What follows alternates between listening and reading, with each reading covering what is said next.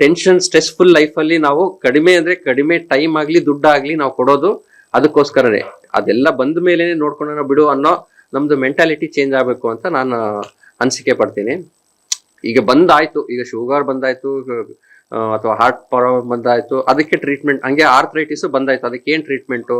ಅದು ಕೂಡ ಅಷ್ಟೇ, ಅರ್ಲಿ ಸ್ಟೇಜ್ ಅಲ್ಲಿ ಡಾಕ್ಟರ್ಸ್ನ ಕನ್ಸಲ್ಟ್ ಮಾಡಿದ್ರೆ, ಸೊ ಲೈಫ್ ಸ್ಟೈಲ್ ಮಾಡಿಫೈ ಮಾಡಿದರೆ ಅದು ತುಂಬಾ ಸಿಂಪ್ಟಮ್ಸ್ ಕಡಿಮೆ ಆದಾಗ ಅವರು ನಾರ್ಮಲ್ ಲೈಫ್ ನ ಲೀಡ್ ಮಾಡಬಹುದು. ಕೆಲವೊಂದೊಂದ್ಸರಿ ವ್ಯಾಯಾಮದಿಂದ ಉಪಯೋಗ ಆಗ್ಲಿಲ್ಲದ ಕಾರಣದಲ್ಲಿ ಕೆಲವೊಂದೊಂದು ಸೇಫ್ ಮೆಡಿಕೇಶನ್ಸ್ ನ ತಗೋಬೇಕಾಗುತ್ತೆ. ಯಾಕಂದ್ರೆ ಈಗ ತುಂಬಾ ಜನ ನೀವು ನೋಡ್ತಿರೋ ಹಂಗೆ 5, 6, 10, 15 ಟ್ಯಾಬ್ಲೆಟ್ ತಗೊಂತಾ ಇರ್ತಾರೆ ಬೇರೆ ಕಾಯಿಲೆಗೋಸ್ಕರ. ಸೊ ಅದ್ರ ಮಧ್ಯೆ ಈ ಪೇನ್ ಕಿಲ್ಲರ್ಸ್ ಅಥವಾ ನೋವು ನಿವಾರಕ ಟ್ಯಾಬ್ಲೆಟ್ಸ್ ತಗೊಳೋದ್ರಿಂದ ಕಿಡ್ನಿ ಮೇಲೆ ಪರಿಣಾಮ ಆಗ್ಬೋದು ಅಥವಾ ಹಾರ್ಟ್ ಮೇಲೆ ಪರಿಣಾಮ, ಈಗಿನ ಇತ್ತೀಚಿನ ಹೃದಯಾಘಾತಗಳು ಜಾಸ್ತಿ ಆಗ್ತಿದೆ. So over the counter medication take home message ಆದಷ್ಟು ಅವಾಯ್ಡ್ ಮಾಡಿ.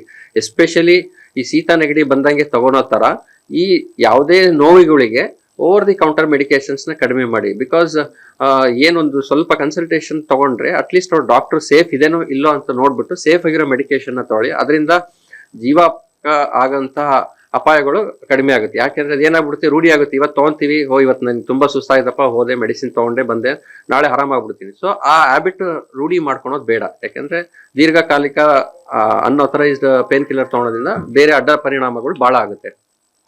ಇದೆಲ್ಲ ಮಾಡಿ ಕೂಡ ಆರಾಮಾಗಿಲ್ಲ ಅಂದ್ರೆ ಇಂಪಾರ್ಟೆಂಟ್ ಆದ, ಈಗ ಮೊದಲು ಕೆಟ್ರಾಕ್ಟಿಗೆ ಸರ್ಜರಿನೇ ಇರಲಿಲ್ಲ, ಅದಕ್ಕೂ ಮುಂಚೆ ಬರೀ ಜಸ್ಟ್ ಸ್ಪೆಕ್ಟ್ಸ್ ತಗೊಂತಾ ಇದ್ರು. ಬಟ್ ಈಗ ಇತ್ತೀಚೆಗೆ ಅಡ್ವಾನ್ಸ್ ಲೆನ್ಸ್ ಸಿಸ್ಟಮು ಅವೆಲ್ಲ ಬಂದಿರೋದ್ರಿಂದ ಸ್ಪೆಕ್ಟ್ಸ್ ಅಲ್ಲಿ ಮ್ಯಾನೇಜ್ ಆಗಿಲ್ಲ ಅಂದ್ರೆ ಅದು ಮೆಚೂರ್ ಆದ್ಮೇಲೆ ಹೆಂಗೆ ನೀ ರಿಪ್ಲೇಸ್ಮೆಂಟ್ ಇದು ಕೆಟ್ರಾಕ್ಟ್ ಸರ್ಜರಿ ಆಗುತ್ತೆ, ಅದೇ ತರ ಈ ಮಂಡಿ ಆರ್ಥರೈಟಿಸ್ ಕೂಡ ನೀ replacement is A safe surgery.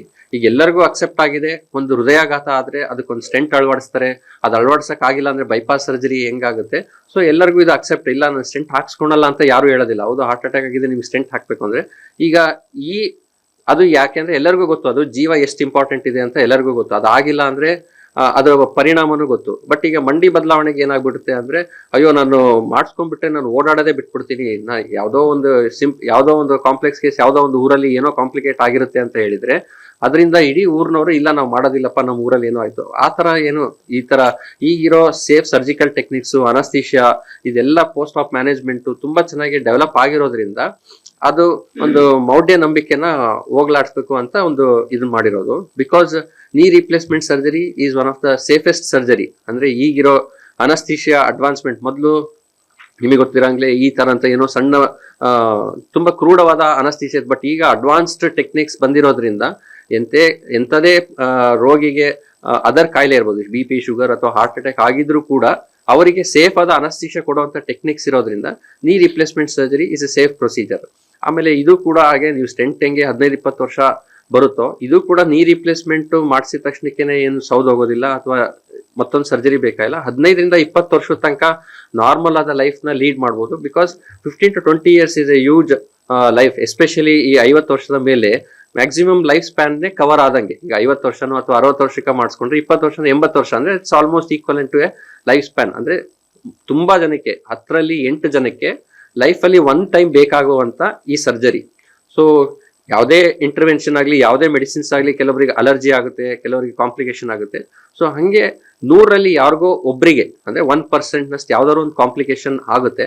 But ಅದನ್ನ ಸರಿಪಡಿಸುವಂತ ವಿಧಾನಗಳು ಕೂಡ ತುಂಬಾ ಅಡ್ವಾನ್ಸ್ಡ್ ಆಗಿರೋದ್ರಿಂದ, ಈಗ 20 ವರ್ಷ ಆಗೋಗ್ಬಿಟ್ಟಿದೆ, ಮುಂದೆ ಏನಪ್ಪಾ ಲೈಫ್ ಸ್ಪ್ಯಾನ್ ಆಗೋಗಿದೆ. ಸೊ ಒಂದು ಮೊಬೈಲ್ ಎಂಡ್ ಆಯ್ತು ಅಂದ್ರೆ ಅದು ಲೈಫ್ ಎಂಡ್ ಆಗಲ್ಲ, ಸಿಮ್ ನ ಚೇಂಜ್ ಮಾಡ್ಬಿಟ್ಟು ಹೊಸ ಮೊಬೈಲ್ ತಗೊಂಡು ಲೈಫ್ ನ ಮುಂದುವರಿಸ್ತಾ ಇರ್ತೀವಿ. ಆದ್ರೆ ಇದನ್ನ ಈ ರಿಪ್ಲೇಸ್ಮೆಂಟ್ 20 ವರ್ಷ ಆದ್ಮೇಲೂ ಕೂಡ ರಿವಿಷನ್ TKR ಅಂತ ಬಂದಿದೆ. ಸೊ ಅದೇನಾದ್ರು ಸೌದೋಗಿ ಅದು 20 ವರ್ಷ ಆದ್ರೂ ಲೈಫ್ ಸ್ಪ್ಯಾನ್ ಹಾಳಾಗಿದೆ ಅಂದ್ರೆ ಮತ್ತೆ ರಿವಿಷನ್ TKRs ಕೂಡ ತುಂಬಾ ಅಡ್ವಾನ್ಸ್ಡ್ ಇಂಪ್ಲಾಂಟ್ಸ್ ಆಗಿರ್ಬೋದು ಅಥವಾ ಸರ್ಜಿಕಲ್ ಟೆಕ್ನಿಕ್ಸ್ ಅಥವಾ ಅನಸ್ತೀಶಿಯಾ ಇರೋದ್ರಿಂದ ಈವನ್ ಅದು ಕೂಡ ಆಗುತ್ತೆ.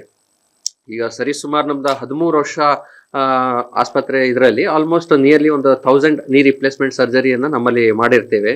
ಸೊ ಇದಕ್ಕೆ ಮುಂಚೆ ಅರ್ಲಿ ಸ್ಟೇಜಸ್ ಅಲ್ಲಿ ಕೆಲವೊಬ್ಬರಿಗೆ ಕೀ ಹೋಲ್ ಸರ್ಜರಿ ಅಂದ್ರೆ ಕೀಲು ದರ್ಶಕ, ಸಣ್ಣ 4 ಮಿಲಿಮೀಟರ್ ಹೋಲ್ ಮಾಡ್ಬಿಟ್ಟು ಕೆಲವೊಂದೊಂದು ಮಂಡಿ ಸೌಕಳಿಗಳಿಗೆ ನೀವೇ ನೋಡಿರ್ಬೋದು ತುಂಬಾ ಬಾವು ಬಂದ್ಬಿಟ್ಟಿರುತ್ತೆ, ದುರ್ಮಾಂಸ ಇರುತ್ತೆ.